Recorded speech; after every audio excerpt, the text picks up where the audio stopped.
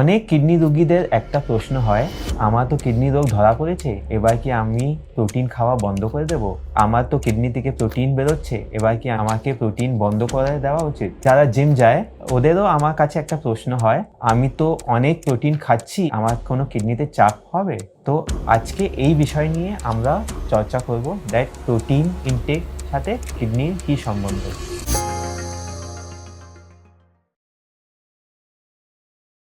নমস্কার, আমি ডক্টর প্রভা ভানসালি। আমি consultant nephrologist and renal transplant physician at Nephrocare Chandannagar unit. তো আজকে আমরা জানি দ্যাট এই প্রোটিন আর এই কিডনি নিয়ে অত চর্চা কেন হয়।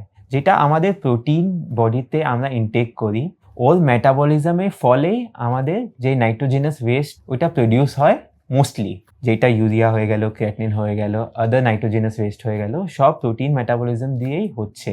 এই নাইট্রোজেনাস ওয়েস্টকেই কিডনিকে এক্সক্রিট করতে হয় বডি দিয়ে। ইফ আপনি একটা weight training exercise regime follow করছে, তাহলে আপনার ক্ষেত্রে যেটা বডির প্রোটিন রিকোয়ারমেন্ট হচ্ছে ওটা বেড়ে যাচ্ছে।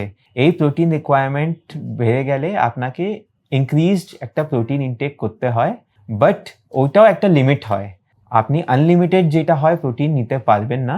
ইফ আপনি প্রোটিন যেই রিকোয়ারমেন্ট আছে ওর থেকে বেশি নিচ্ছে, তাহলে একটা কিডনিতে চাপ হবেই হবে। তো ইফ আপনার কিডনিটা নর্মাল অ্যান্ড আপনি একটা weight training exercise regime follow করছে, তাহলে 1.2 and maximum up to 1.4 grams per KG body weight আপনাকে প্রোটিন নেওয়া রিকমেন্ডেড আছে। এর থেকে বেশি নিলে হয়তো আপনার কিডনিতে চাপ পড়তে পারে। ইফ আপনাদের কোনো কিডনি রোগ এক্ষুনি ধরা পড়েছে বা আপনার কিডনি থেকে কোনো প্রোটিন লিক হচ্ছে, তাহলে আপনাকে কত প্রোটিন ইনটেক করা উচিত? তো এইটাও কোনো একটা সহজ আনসার নেই, বিকজ আমাদের পেশেন্ট টু পেশেন্ট ভ্যারি করে। তো ইফ আপনাদের অনেক হেভি প্রোটিন ইউরিয়া হচ্ছে অ্যান্ড বডিতে অ্যালবুমিন বা প্রোটিন কন্টেন্ট অনেক কম, তাহলে আমরা হয়তো রিকমেন্ড করবো একটু বেশি প্রোটিন নিতে। আর ইফ আপনার কোনো কিডনি রোগ ধরা পড়েছে যেখানে বেশি প্রোটিন লিক হচ্ছে না, তাহলে হয়তো আমরা একটু কম প্রোটিন ইনটেক করতে আপনাদের রিকমেন্ড করব। এটা আপনাকে আমাদের কাছে আসে, আপনার কি বডি হ্যাবিটাস আছে, কত আপনার বডিতে টোটাল অ্যালবুমিন আছে, কত আপনার প্রোটিন লিক হচ্ছে, ওই অনুযায়ী আমরা ডিসাইড করব। But that 0.8 gram per KG body weight is required for আমাদের ডেলি মেটাবলিজমের জন্যে।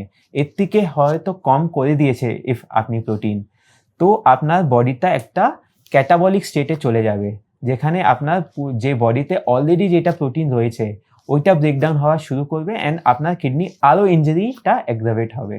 আজকে আমরা যে বিষয়ে আলোচনা করেছি, এই বিষয়ে যদি আপনার কোনো প্রশ্ন থাকে বা অন্য কোনো স্বাস্থ্য সংক্রান্ত কোনো প্রশ্ন থাকে, তাহলে ভিডিও ডেসক্রিপশন দেওয়া লিঙ্কে ক্লিক করে আপনার প্রশ্নটা জানা, আমাদের টিম আপনাদের রিভার্ট ব্যাক করবে, আপনার প্রশ্নের উত্তর দেবে অ্যান্ড আপনার প্রবলেমটা সলভ করার চেষ্টা করবে। আমাদের একটা রোগে সারানোর জন্য যত ওষুধের মহত্ব আছে, ততই ইম্পর্টেন্স আছে যোগা অ্যান্ড লাইফস্টাইল মডিফিকেশনের। তো আমাদের নেফ্রোকেয়ারে একটা মুক্তি যোগা টিম রয়েছে।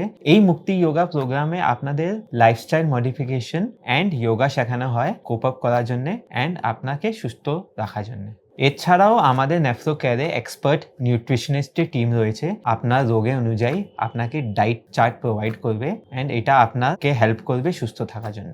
আপনার যে কোনো এমার্জেন্সির জন্য আমাদের 24/7 নেফ্রোলজিস্টের টিম অ্যাভেলেবেল রয়েছে আপনার এমার্জেন্সিকে হ্যান্ডেল করার জন্য অ্যান্ড আপনাকে সুস্থ রাখার জন্য।